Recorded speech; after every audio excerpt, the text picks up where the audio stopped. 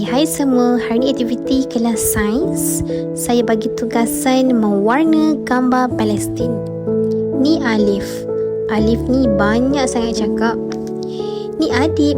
Adib ni kalau bagi kerja, dia suka sangat menyanyi. Tengoklah muka dia. Okey, tu pula geng Girl.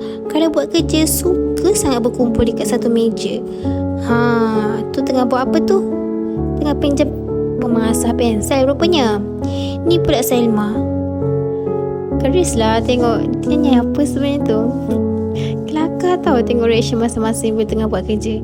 Macam-macam gaya. Ada yang menyanyi, ada yang tenganga, ada yang macam-macam lah. Okey, ni Muaz. Dia tengah buat kerja. Ni pula Sumaya. Kalau dia buat kerja, tak bising pun, senyap je.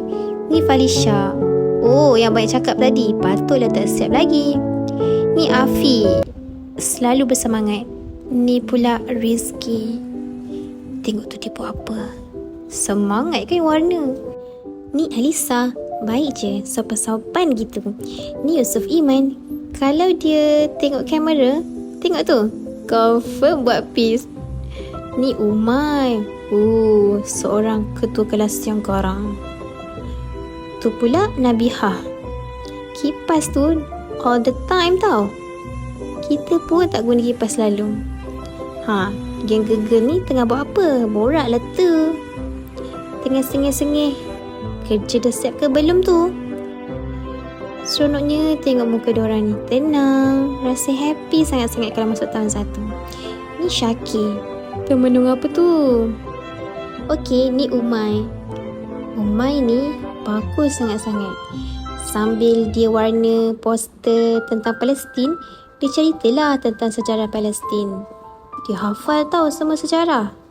Bagus sangat. Umay lah antara murid teladan contoh untuk murid yang lain. Bukan senang tau nak jumpa murid macam ni. Okey, ni Yusuf Tolha. Ni pula Keza. Dan ini Raisa. Raisa ni, tengoklah tuku-tuku luar rambut. Okay, ni pula Hanin. Hanin duduk depan Raisa. Waktu ni dia ceritalah tentang dia warnakan bendera Palestin. Cantik. Siap ada gradient gitu.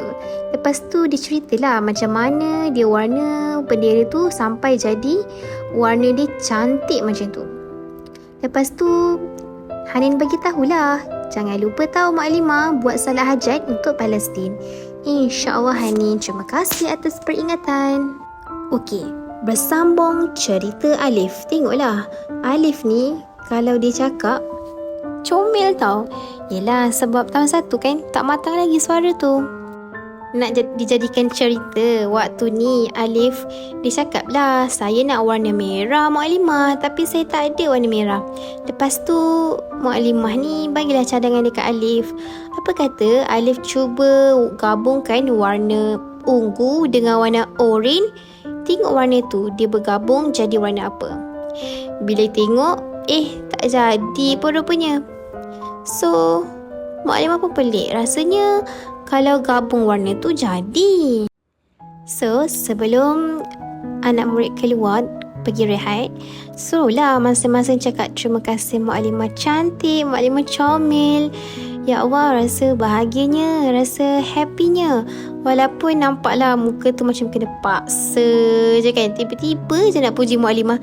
Tapi tak apa, terima kasih semua. Maklimah kan baru perasan rupa-rupanya dengan kehadiran anak murid semua menjadi kebahagiaan untuk Maklimah. Terima kasih sebab buat Maklimah happy hari ni. Maklimah rasa bermakna sangat hari ni. Walaupun simple je ucapan yang awak berikan, tapi bermakna sangat untuk Maklimah. Awak semua doakan Maklimah supaya jadi guru yang ikhlas dan sabar mendidik awak semua. Semoga Maklimah sentiasa happy dan boleh berikan yang terbaik untuk awak semua.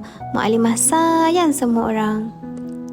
Bye. Kerana kaulah wanita terbaik,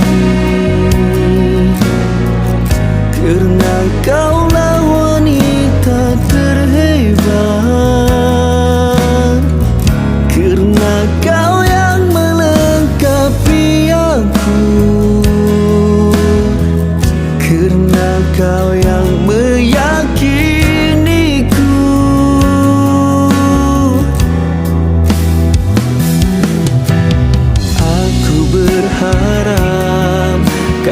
masih ada